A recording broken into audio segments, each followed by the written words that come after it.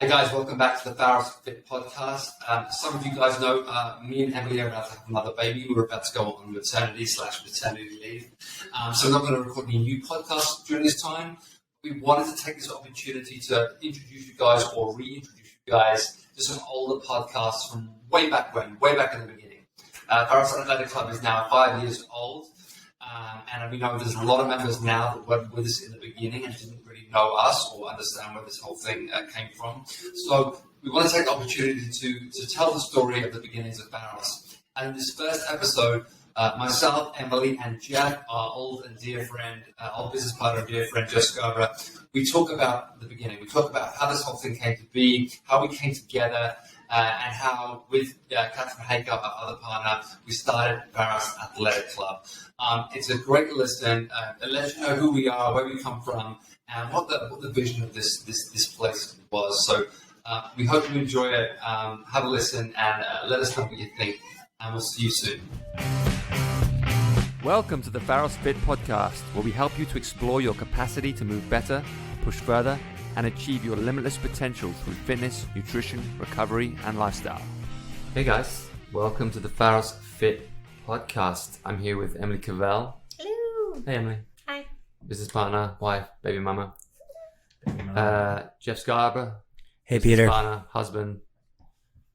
Best man. Best man. Best man, baby. Yeah. And we're here to talk really about Pharos Athletic Club, our gym in Echo Park, Los Angeles, that we started 3 years ago. And we're kind of at the point now where we're undergoing our third expansion in 2 years. It's becoming what was once a small gym, and it's becoming kind of a medium-sized gym. But do you remember when you came to me and was like, so we're thinking about a 5,000 square foot space? 3,000 actually. 3,000. I wanted 3,000. Yeah, and then now we are 22,000 square feet. Yeah.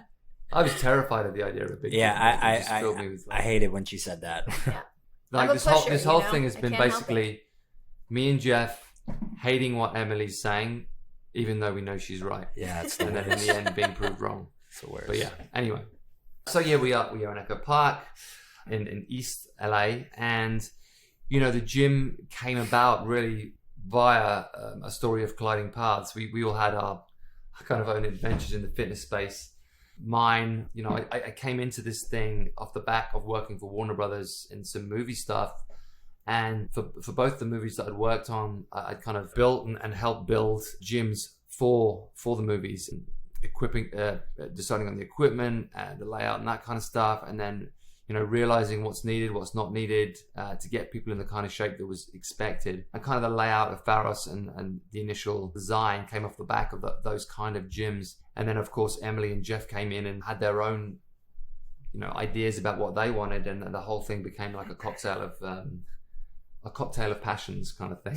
Oh, I like that. It's good. That'll go on our website tomorrow. Yeah. So yeah, I mean, we kind of get embarrassed about saying it, but it's true. We're trying to build the best gym in LA. There's no two ways about it. That's our goal. We want it to be an incredible space, an incredible gym space, an incredible space for community, a place where people feel comfortable, where people feel welcomed, and when people know when they come there, they're going to get a quality service and they're going to be able to get quality results. And ultimately, individualized results. Like we always say, we want to provide personal training in a group environment. Yeah. You know, every person that comes in, we meet with one-on-one and make sure that they have the path for them.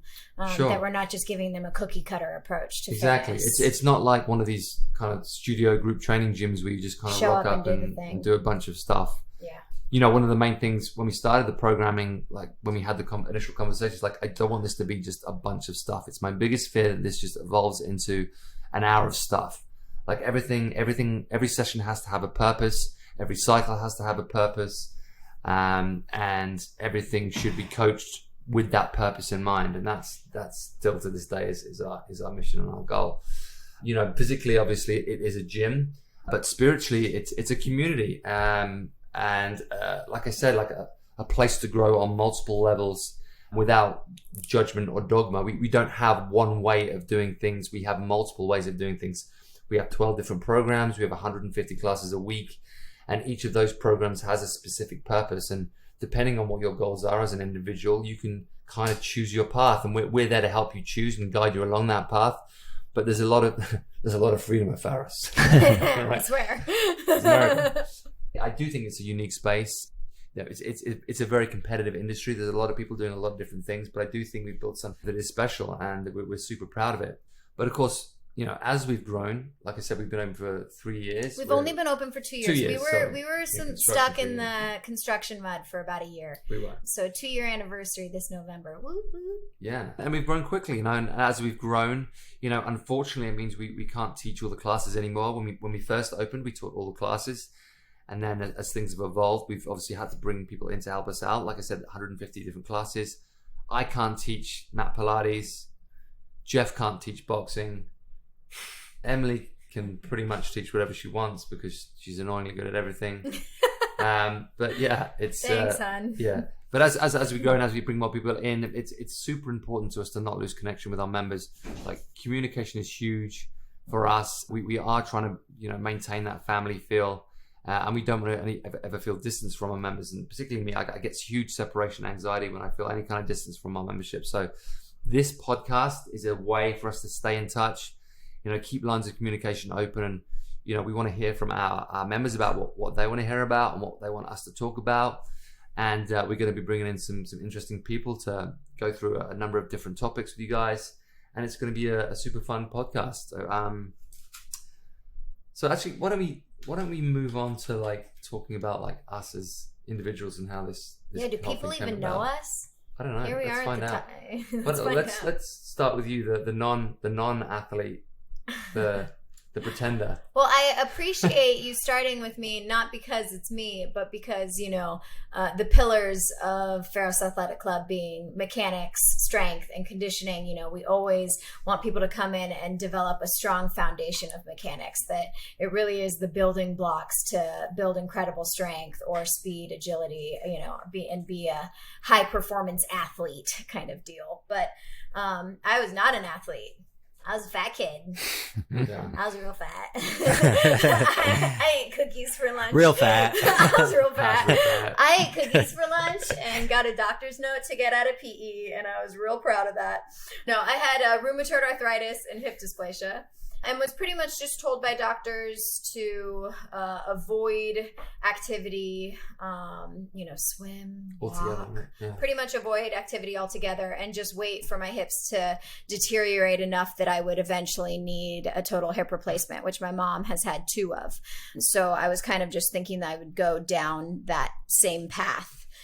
But in 2009, I was miserable. I was in so much pain, and I had just gotten to school at USC, and I took on the help of a physical therapy student who taught me the importance of corrective exercise and squatting and the dead bug, and learning to kind of take control of what my body was capable of doing and just maximizing what movement capacity was available. And it took about 7 months, but I lost 40 pounds and about 80% of the pain through physical therapy, strength training, yoga, and soft tissue therapy, and kind of combining all of those things. So I immediately just became passionate about paying it forward and kind of changing the trajectory of my life to show others that, health is in your hands, and you are responsible for and in control of a lot of your life and your ability and your capabilities, and not letting doctors just kind of give you a death sentence or tell you your fate in life. So, I have a background degree in kinesiology and certifications in NASM and CrossFit Level 1 and yoga and all these different kind of fitness domains, as well as Tom Myers structural integration for soft tissue work. And FRC, functional range conditioning, and now pregnancy and postpartum athleticism, because, that's, where I'm at in my life. So, my hope is that I can help people bridge the gap between rehab and performance, and, squeak out as much potential of people and make it fun. A lot of times physical therapy can be a little clinical and boring, or it's the other side where it's a little more yogi spiritual kind of side. And I was really passionate about working with athletes who were very performance driven and wanted to, squeak out 1 to 2% better every single day. So I really like working with that. I think also what you are is more relatable for people that do any kind of strength training or athletic type stuff. I remember the first class. I mean, this whole thing kind of started with Jeff introducing me to Emily via a class that she was teaching at her old gym. I was also playing Cupid. You worried, matchmaker. I needed a business partner who was legal in this country. It's a conversation, a whole nother podcast. Yeah. And so I went to this class, and just I was always kind of like not terrified of like yoga type stuff, but it just felt like, I don't know, the space that I wasn't ready for. And there's the language that Emily used and the way that she related it to the stuff that I did know about, like the way that she talked about the deadlift and the squat and the press and all that kind of stuff. Suddenly it was like, oh, okay, I get it. Like, I see how this is transferable. I see how this relates. And it was, a language that I understood and was comfortable with. So it was a good, like, introduction to me more into that side of things. Yeah, I started writing mobility programs for you. Mobility for Meatheads. Mobility for Meatheads. That was our first little business together. I wrote a logo, M for M. M for M. For Meatheads. Yeah.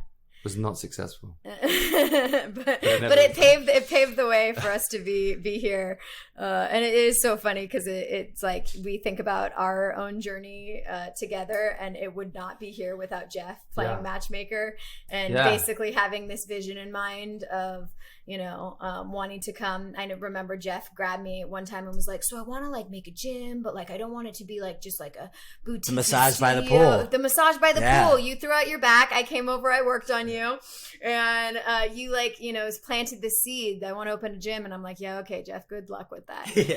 And now here we are. So we really have you to thank for this. Yeah. I mean, so speaking of Meatheads, Jeffrey Scarver. Let me set this up by saying I met Jeff. I was between movies, and I was looking for a place to train. Homeless. I was homeless. Yeah. I was living with me. No, this was before. I was living with you. Oh, the second time. I was. You were living in I was actually in Los Feliz. Yeah, I was kind of like I was staying with a friend in Los Feliz, which is in East Los Angeles, and I was looking for a place to train an actor when I was working with, or a director or someone. Producer or director. And I found this gym, and I thought, well, I better go and try it out. And I went down, and Jeff was the coach, and it was like a classic CrossFit class, and it finished with death. Do you remember this? It finished with death by barbell thruster, and it was like that. It was that classic CrossFit thing of like a bunch of people that did not know their way around a barbell doing thrusters, death by thrusters, and like doing all kinds of terrible stuff. And it was like, it was great. It was just like classic CrossFit back in the day. And it was, and I loved Jeff. He was a great coach. And it was like, from that moment on, we kind of like, we had conversations. I started training, regularly whenever I was in LA. And, we started chatting, formulating ideas. It became a thing that we both kind of wanted to open a gym. And eventually it would lead to him introducing me to Emily and, the whole Pharos thing beginning. But, obviously Jeff came in, he moved to LA from the East Coast from Delaware. He was the 2014 fittest man in Delaware, which ongoing joke. We constantly laugh about it because he could have been someone and open a business instead. Open a business instead and became, average like the rest of us. Yeah. But yeah, Jeff, do you want to jump in? Yeah. I was a little bit of the opposite of Emily. I was gifted with perfect genetics and no, but I was like, I started playing sports when I was like 4 years old. I was playing soccer at 4, and I was super competitive. And I remember the record at YMCA as a 4-year-old was 5 goals. And my grandpa showed up to the first game and I scored 9 goals, but I was like still kind of pissed that I didn't get to double digits because I thought that record would have held forever. But, like from the beginning, since first grade, all the way up to senior year, because my mom was still packing my lunch, but I was always, I had like the whole wheat sandwiches and I had fruit and I had a salad and I had like 4 lunch boxes that I took to school every single day. So you didn't eat a big ass cookie for lunch every day? No. Up until I was like 8, I think I thought the most like glamorous dessert was a fat-free oatmeal raisin bran cookie that my mom got me. Like Pete used to say, chocolates for the week. Yeah, exactly. I played sports all throughout being a kid, and eventually that led to football and lacrosse, which were a big staple of mine in high school. That eventually led to college. After that, I have this like maybe not so secretive but very competitive side to me. And once sports ended, I kind of felt like that side of me had like died a little bit. And so I needed something. And at University of Delaware, where I graduated from, you had to have an internship to graduate. So I found the local CrossFit gym and I interned as the assistant. And at the same time, I was bartending. So I was working from 4 p.m. to 4 a.m., going home, showering, and then going and opening the gym and like cleaning dumbbells and barbells, and was like, God, this is what I went to school for 4 years for. But it ended up being like great timing. One of the coaches had left, soon the other head coach had left. And, you know, a year later, I found myself as the head coach and manager at a gym in Delaware. I eventually moved out to LA and, you know, kind of continuing the story that Pete said, met Emily, then met Pete, and we all came together and formed Pharos. And I've been asked this a lot about like, what is your specialty as a coach, or how did you land as a coach? And for me, they always kind of said, you know, the C student makes the best teacher. Sure. Where for me, I've always felt like I knew how to relate to people. And you find a lot of people, and I kind of hate going back to CrossFit, but in the open, for example, or in any type of competition, you have a lot of these coaches like barking down your throat and screaming at you and very militant. And although that worked with me, I know we know a lot of the demographic in CrossFit and these type of classes, most of them are the people, you know, that weren't picked first for the team. And they come to these communities because, you know, they've always longed for that type of, you know, team environment and, you know, that community. And I felt like I could relate to them in a way. I was sort of always the, you know, like the soft voice in the crowd talking you through the worst type of workouts. You know, I felt like I could always relate to people no matter what type of athletic background they came from, whether they, you know, had been playing sports their whole life. This was their first time in the gym. I just felt like I had a way of talking and connected to them. I guess, you know, being the conditioning guy at Pharos, I don't really label myself as your typical conditioning expert. I always think of those guys as like the 6'4", 150-pound guys out on the track, like breathing at you or screaming at you about your breathing cadences. And I'm 5'8", 180, and I'm the guy in the gym that's typically like cycling through barbell movements and gymnastics. But that's really what, like, kind of how I fell into conditioning. That's where I fell in love with the sport of conditioning. And now it's kind of led me to programming at Pharos primarily for our conditioning programs. And it's, you know, I just think it's a combination of everything from our athletic background, strength endurance, gymnastics endurance, powerlifting endurance, and intelligently putting all those factors together into programming. And now you're definitely in the top 10 fittest men in East Echo Park. In Echo Park. That's about it. What about you, Pete? Me? Yeah. I mean, for me, I think I came into this whole thing, and the way that I wanted it to be came a lot from experiences and kind of from frustration of people programming things and saying that program was going to solve everything. I came from a very kind of like sports science background. Like I did a lot of Charles Poliquin stuff in the beginning. I had a diploma in personal training, and everything I'd ever done was like, if you want this to happen, these are the things you need to do. Like, if you want to get stronger, you need to do this. If you want to build lean muscle tissue, you need to do this. If you want to condition yourself, you need to do this. And it was a very, it was a very programmed, very, like I said, sports science type thing. And then I just saw a lot of these things cropping up that were just like, it's strength and conditioning. You come in and you do this circuit class, which is going to make you ripped and all this kind of stuff. I'm like, this is all just garbage. It's all just gump. It's all just like going into a room and doing a bunch of stuff for an hour and then feeling out of breath and sweating a lot and then thinking, yeah, I fucking nailed it. Yeah. Like, what did you think you did? Like, what do you actually think happened to your body? You know, I think within our framework, I became the strength guy just because, more from a programming sense, like, I know what adds muscle. I know what gets people strong. Like, I know what does what. I know how to program for that. And it became my mission to like educate people on, if you walk into the gym and you tell me your goal is this, then these are the things you need to do to get that. Don't do this. Don't do that. Don't just do this like mixed bag of stuff and expect to get X result. And I think, you know, we were in a space like after... This is the way that kind of the gym world evolved for me. Like when I first came into the industry, it was kind of like it was still the global gym world. That was what existed.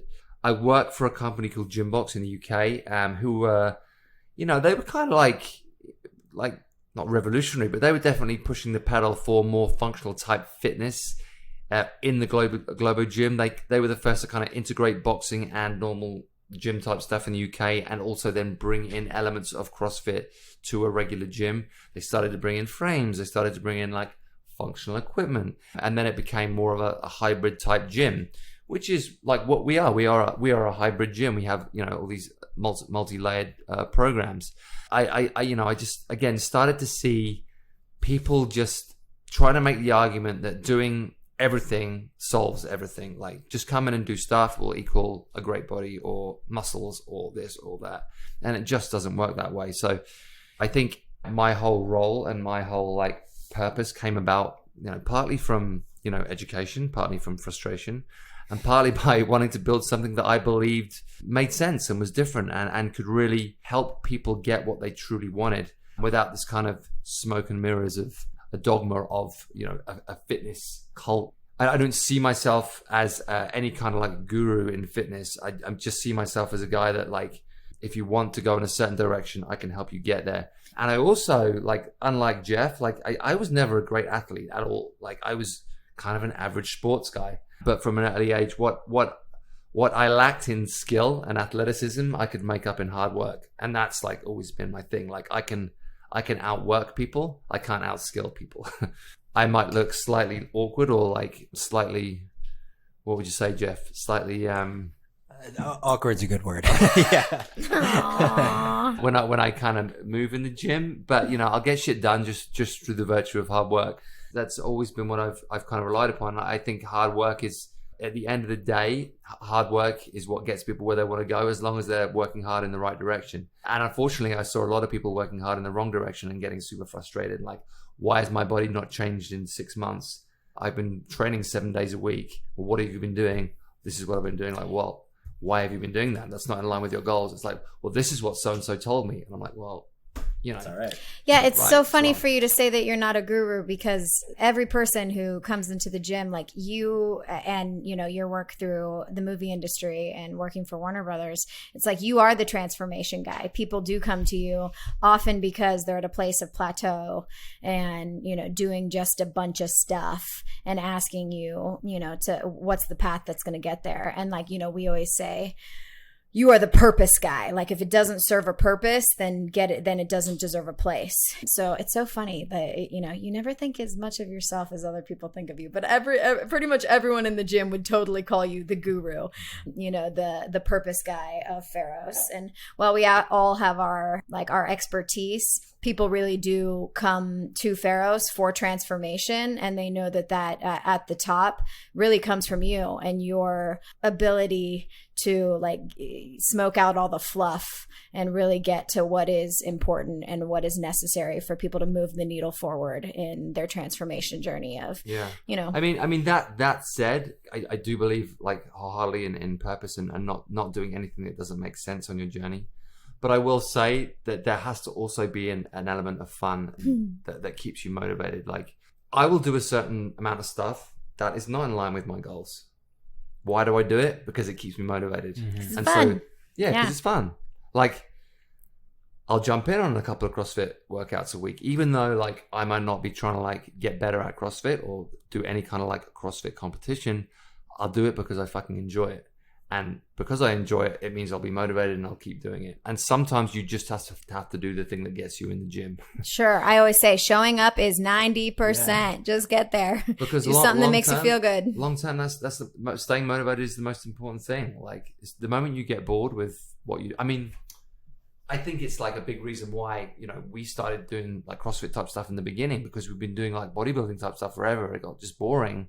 And then you wanted to kind of like mix things up and find something more interesting. And so, you find these things that keep you like in the game, that get you to put your shorts on and show up. So yeah, everything has to have a purpose, but bear in mind that, fun can be a big part of purpose, like staying motivated, staying interesting, having a good time with friends, joining in with stuff that helps you be integrated in the community.